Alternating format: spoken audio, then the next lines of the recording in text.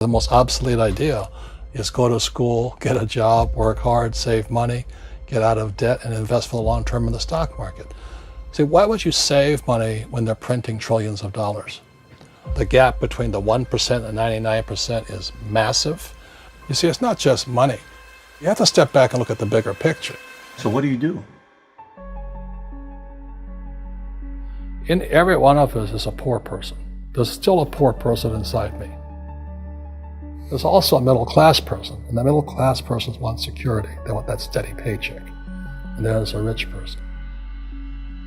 And they're all inside of us, except that it's not taught.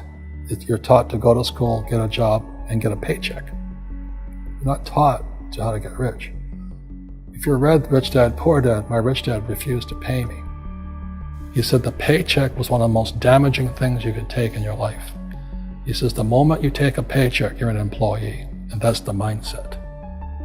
So my rich dad never paid me. It drove my poor dad, government employee, nuts. You gotta pay people, you gotta pay people. And rich dad was not saying that the paycheck was bad. He says you didn't want to be a slave to money. So as an entrepreneur, if rich dad folded, I just started another company. I don't need a paycheck. I don't need anybody to take care of me. If my government doesn't like me, I move to another country because they need entrepreneurs there. So the entrepreneur is not so much the business. The entrepreneur is really the mindset and the skill sets and the different set of rules. You see, small business does not operate in the same rules as big business. Entrepreneur is a mindset first, a skill set, and rules. And depending upon whether you're an employee or a small business, the rules are different. The mindsets are different. The skill sets are different. If you could say one thing to somebody who's never been an entrepreneur and they're thinking about making the leap of faith into becoming an entrepreneur, what could you tell them? Well, I'll just tell them the same thing that happened to me. My last paycheck, I still remember it clearly. It was one of the worst and the best days of my life. And I was in Puerto Rico. I was working for Xerox, and my boss gave me it wasn't a paycheck, it was a bonus check. I think it was about $30,000, taxable. It's the only problem with that. So I got this check and I went, holy mackerel. So I was excited, but I was also disturbed. And so this other guy comes up to me, his name was John, and John says to me, he says, you're gonna be back. I said, why? He says, because you're gonna fail. I looked at him and said, look, few expletive words, because that's what he did. He left Xerox, failed, and he came back. And I said, look, you failed and you came back, but I'm gonna fail and I'm never coming back. And that's the attitude. Do you know what I mean? If you say, well, if I fail, I'll go back to mommy and daddy, then that's what you'll do. So if you fail, that's when I became an entrepreneur, because I had no money. I had no money for years. I didn't have a paycheck. But that's what my rich dad encouraged me to do. He says, when you don't have this paycheck, you get hungrier, smarter, and it's a test of your character. Will you become a crook? Will you become dishonest? Will you cheat and steal? Or will you become a better human being? So really, that's the benefit of becoming an entrepreneur, is you really find out who you are when you don't have anything. So you always have to look at the big picture. Too many people look at, well, what's going to happen to me? When you look at the big picture, you're also going to know that when something bad happens, something good's going to happen. But you got to prepare for whatever is coming.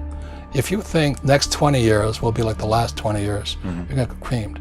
When you and I go to the supermarket and we buy a carton of milk, we always check for the expiration date. But most people do not check for the expiration date on their brains. Instead of get out of debt, I get into debt. I just refinanced $300 million in debt.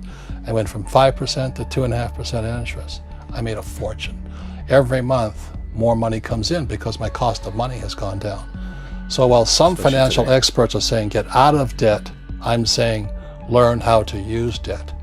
See, when I came back from in Vietnam in January of '73, the first thing my rich dad said to me was go to school to learn how to invest in real estate. It wasn't real estate, it was how to use debt and taxes. Debt and taxes make the rich richer. Debt and taxes make the poor and middle class poor. So all the rich guys who are doctors and lawyers or, those guys, they're getting creamed and they don't know why. Doctors are getting creamed. Oh yeah, they're making more money, but the take home is less. Sure. My doctor just yelled at me. He was happy. He says, "Oh, guess what? I finally made $1 million." And I said, "Yeah, this was just 3 weeks ago." And so I said, "Yeah, well, how much you pay in tax?" He says, $750,000 in taxes. So his net was about $400,000. That's not bad. But when I make $1 million, I keep $1 million.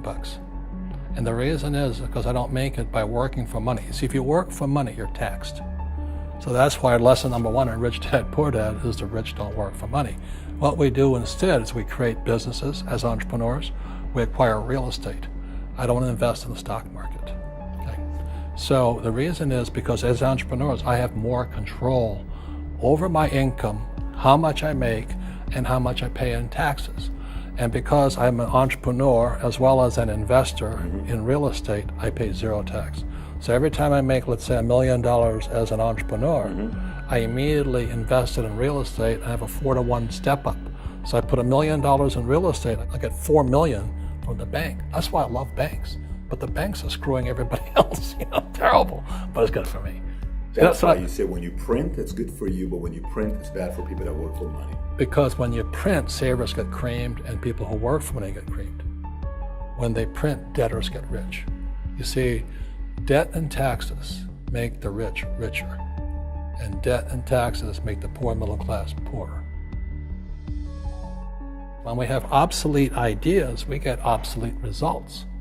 So what's happening for most people, the idea of going to school, getting a job, working hard, saving money, getting out of debt, buying your house because it's an asset, investing for the long term, is obsolete.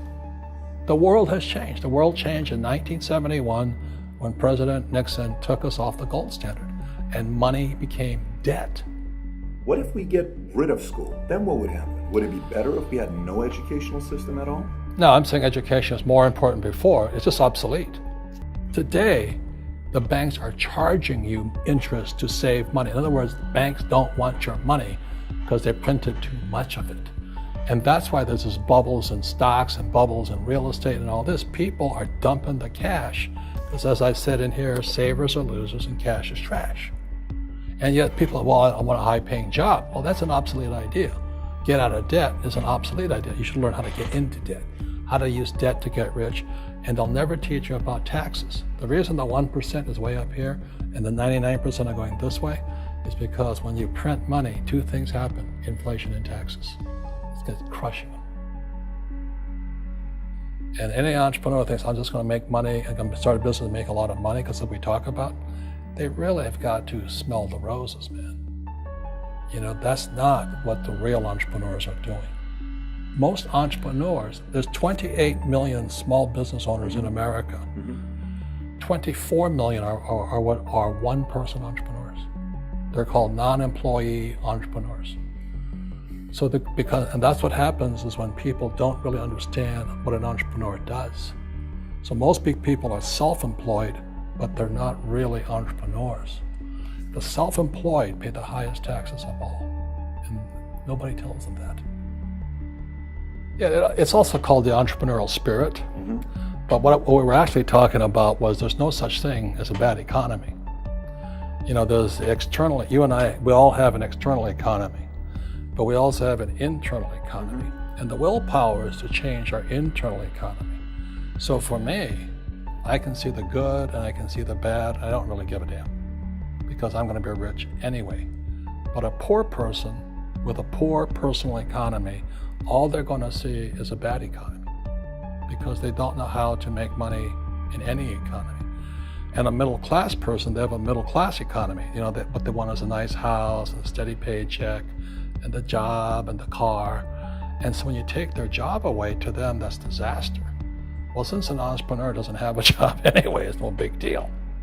So all I'm saying to people, and it's what Bucky Fuller taught me, is always 2 sides, you know what I mean?